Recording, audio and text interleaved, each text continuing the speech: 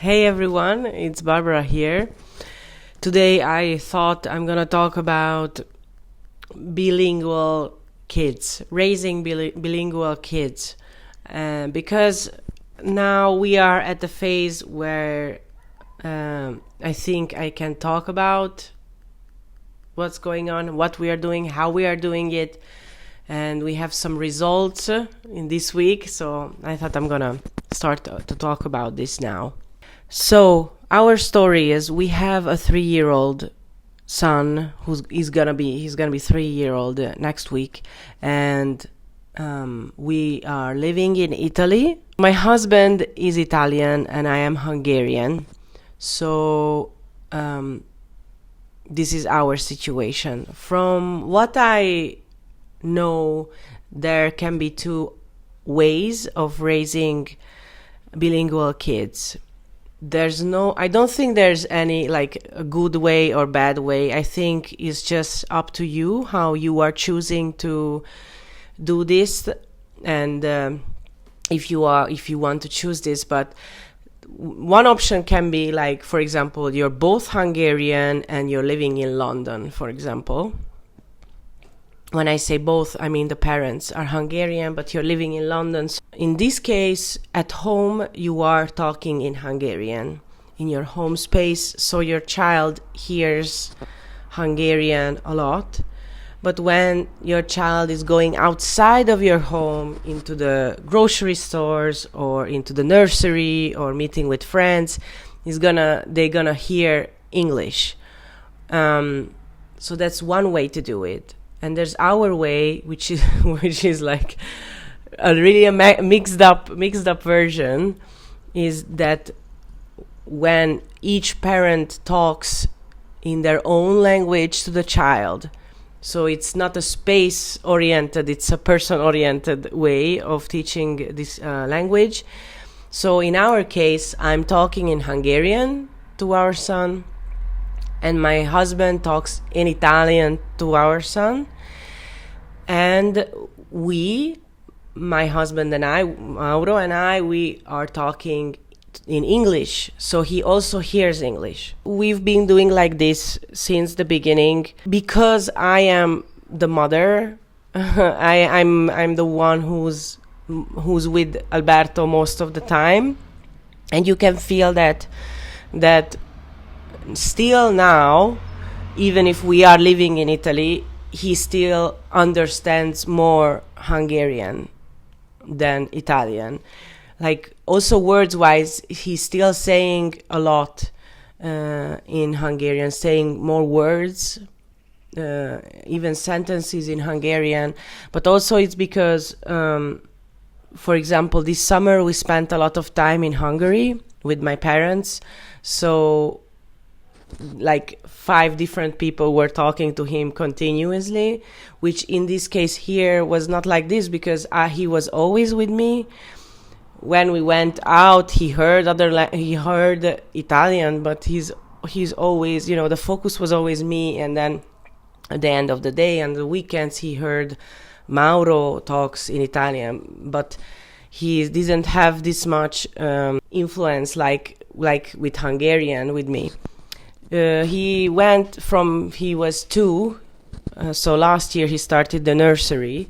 So there, the maestras are talking in Italian to him, but it's a different thing when there's, someone is talking to a group or someone is talking one by one.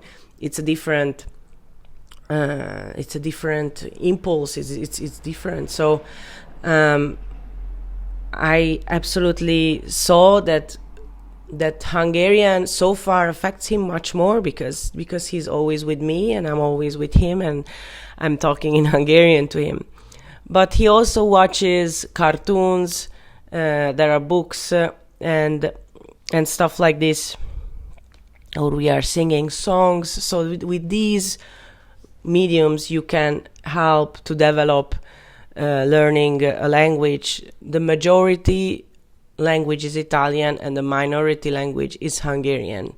But there are like different ways that you can help that the minority language still in use, because for example, like when he's gonna be older, he's gonna know and understand much more in Italian, because he's gonna go to school and he's gonna actually use the language perfectly. So I will have to be careful to find out how I can help him, that the Hungarian language is still is in his everyday.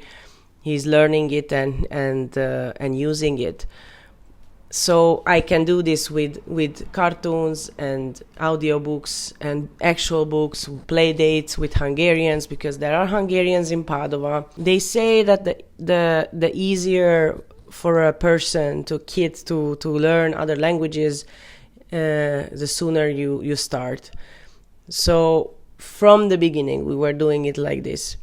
And because of that because you're talking to a kid in two different languages, there's some kind of mix-up in their mind, which is, I don't think it's a mix-up. I never saw him being like, I don't know, like, oh, what's going on or whatever. He was just like, he was saying the words that he knew. Like, he knew if this is a ball, he was saying ball, or, But it takes them more time to start to actually talk compared to like other kids who are just using one language. So, for example, the other 3-year-olds in the nursery are talking way more. They are saying sentences in Italian and stuff like this.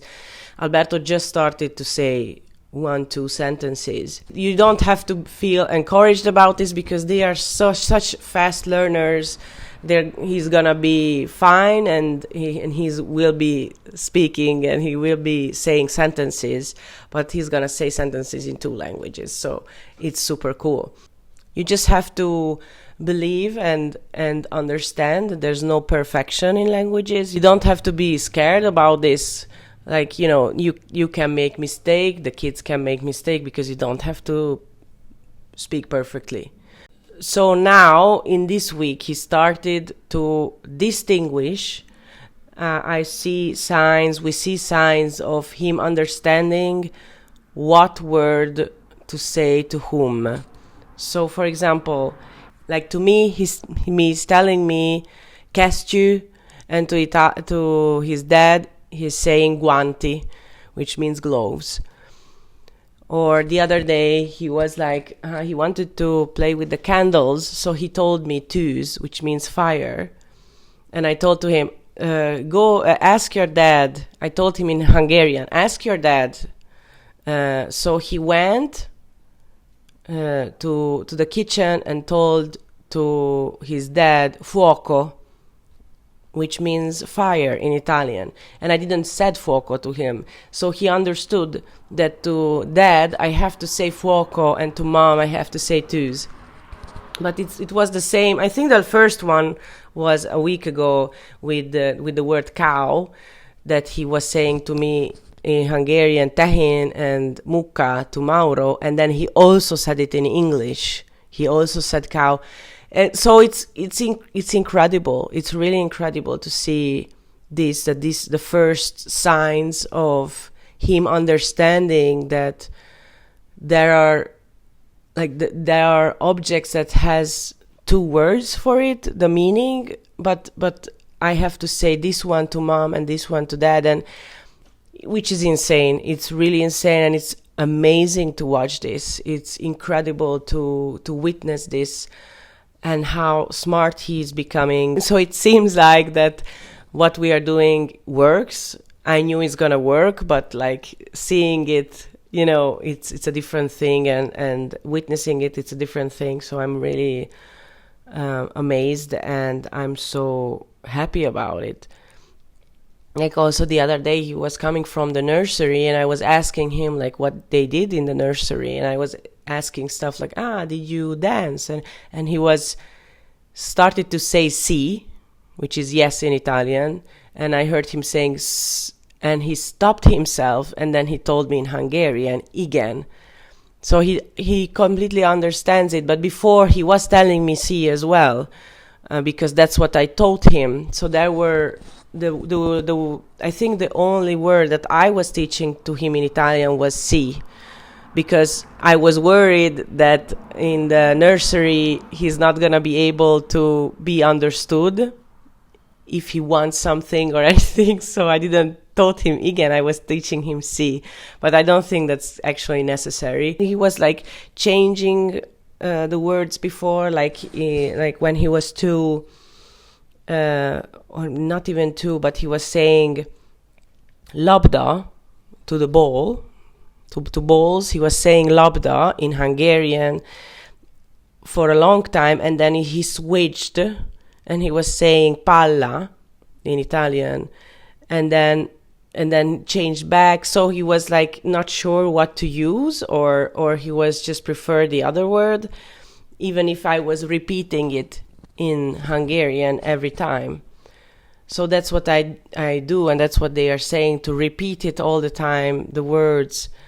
So he's saying a word right or wrong, but you are repeating it with him. So that also helps, like always repeating what he's doing. Okay. I encourage you that you are teaching your child multiple languages, because this time is way easier, way easier for them. It's harder for you, obviously, because you are doing the job, but for them it's really, really easy, and it just opens your mind culturally, and it's, it's his heritage to speak in Hungarian. That is part of our history, and it's important to have that knowledge, I think. I'm gonna read something that I found in a BBC article about bilingual kids. Speaking more than one, so it's the benefits of speaking more than one language. Speaking more than one language and the mental exercise this involves may also build the brain resilience and help delay the onset of symptoms of Alzheimer's disease, research suggests. According to a 2020 review of more than 20 existing studies, being bilingual can delay Alzheimer's symptoms by as much as 5 years. Bilingualism does not prevent the occurrence of Alzheimer's, but rather helps ward off symptoms for longer, the researchers concluded. They described bilingualism as a form of cognitive reserve that strengthens and reorganizes the brain's circuits. Just like exercising strengthens your muscles, multilingualism strengthens your brain to maintain cognitive functioning. There are also cognitive benefits to be gained earlier in life, research suggests. According to one study, bilingual children may, for example, be better at switching between tasks than monolingual speakers. More than 100 children were asked to sort images of either colors or animals on a computer. The children who spoke a second language were better at switching the two categories, which indicates their multitasking ability, the researchers concluded. So there's a lot of benefits benefits to your children, that you are teaching them different languages, because I see a lot of parents who are not Italian and they talk in Italian to their kids, and it's just, I understand that's the useful thing to do when you are living in Italy, but it's important, I think, to like give, this is a cultural background of theirs as well. So for me, it's really important that Alberto speaks in Hungarian as well, and you can see that there's a lot of benefits of it.